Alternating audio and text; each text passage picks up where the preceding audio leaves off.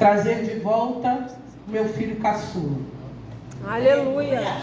Eu ouvi falar dele aqui, e eu estava na minha casa. Fica ligadinho nisso, porque foi falado aqui que tem demônios que só saem com jejum e oração.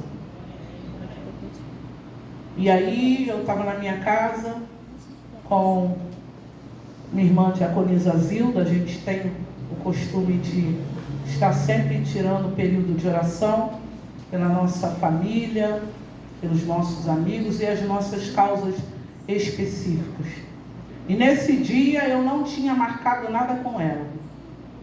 Porém, ela chegou lá em casa levada pelo Espírito.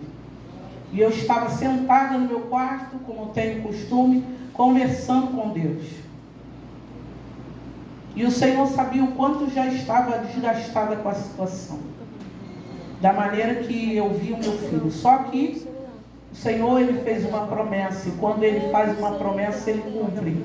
Aleluia. E ali eu comecei a falar com Deus. Ela chegou e nós fomos orar. Quando nós oramos, irmãos, o céu se abriu dentro da minha casa. E o Senhor diz: chama o menino. E eu chamei. E enquanto nós orávamos por ele, Deus foi jogando por terra laço de morte, desfazendo muita obra de macumbaria contra a vida dele. E eu disse: meu filho, o Senhor manda agora te fazer um convite. Você quer voltar? E não precisei falar muito. Logo a lágrima veio. Aleluia! E ele retornou. Glória a Deus. E eu ainda disse mais para ele: eu não estou aqui te oferecendo igreja. Estou te dizendo é você e Deus. Porque às vezes, irmãos, eu não estou pregando aqui contra o templo não, tá?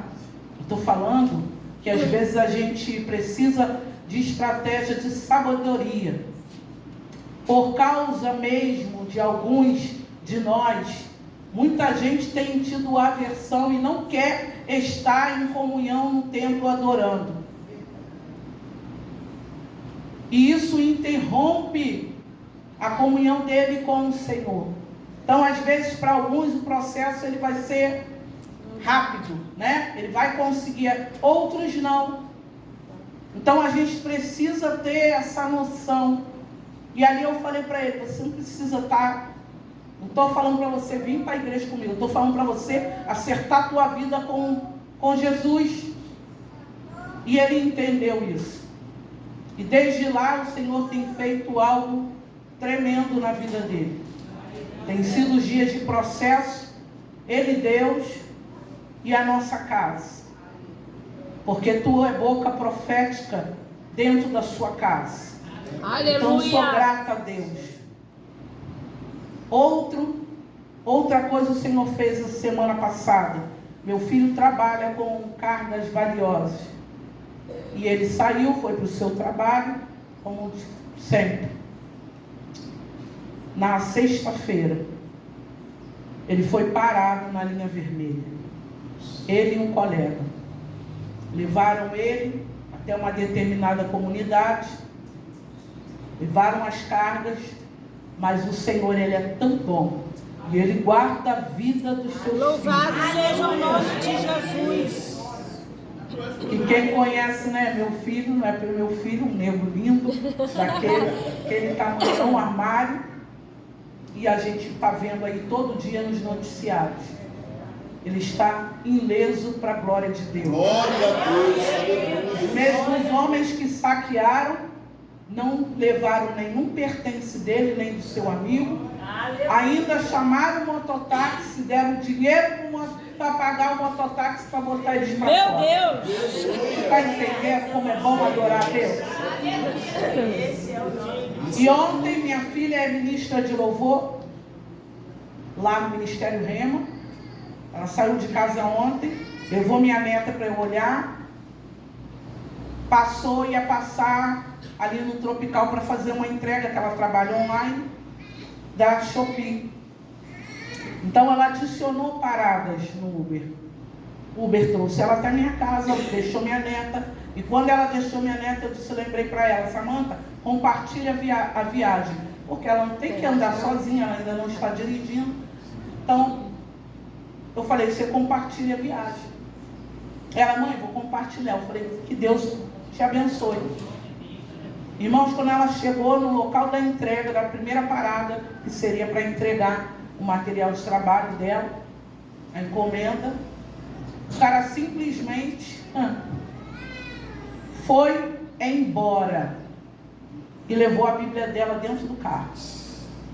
A Bíblia novinha. A Bíblia não é o motivo. Eu entendi que foi mais um livramento que o Senhor deu a ela. Também não é porque é minha filha, mas é uma negra linda, cheia de Deus. Você está entendendo? Ela estava indo fazer a obra do Senhor. E pasmem, ela falou comigo, ou ela teve que chamar outro Uber, porque ela tem horário lá. Quem chega depois do horário não canta. Eles têm disciplina. É assim. E aí ela falou, mãe, eu não tenho tempo para conectar a Uber para tentar saber o que houve. Eu vou. E o Uber que veio era até alguém conhecido, pai de uma menina lá da nossa igreja matriz. Foi conversando com ela, ajudando ela. Né? Ela ainda evangelizou, porque a pessoa está afastada. Olha bem. E ela chegou até a casa do Senhor e adorou ao Senhor. Quando ela acaba de adorar, o telefone dela, ela liga a internet, tinha uma solicitação no Instagram dela. Alguém que estava de posse da Bíblia dela. Meu Deus! Você está entendendo como que Deus faz? Deus é maravilhoso. Então esse Deus, ele é maravilhoso. Por que eu falei isso para você? Porque o diabo, ele é derrotado na minha e na sua vida em todo tempo. E quando Deus tem algo a realizar, ele estabelece, ele realiza e ponto. Basta que eu e você estejamos direcionados, posicionados, independente da situação que nós nos encontramos. Livro de Gênesis, capítulo de número 26, diz assim a palavra do Senhor.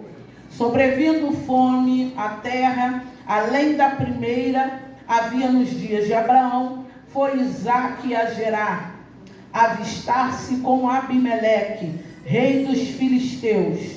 Apareceu-lhe o Senhor e disse: não desças ao Egito, fica na terra que eu te disser. Habita nela, e serei contigo, e te abençoarei, porque a ti e a tua descendência darei todas essas terras, e confirmarei o juramento que fiz a Abraão teu pai. Multiplicarei a tua descendência como as estrelas do céu, e lhe darei todas estas terras.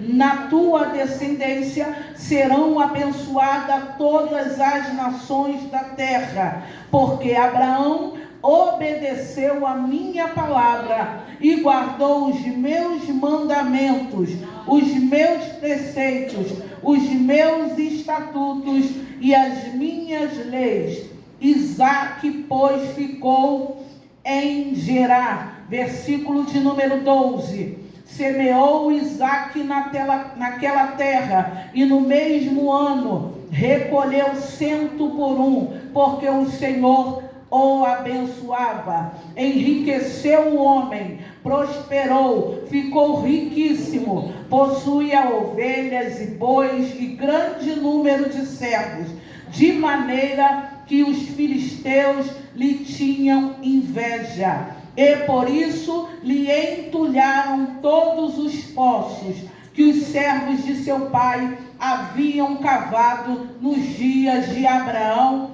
enchendo-os de terra. Versículo de número 20.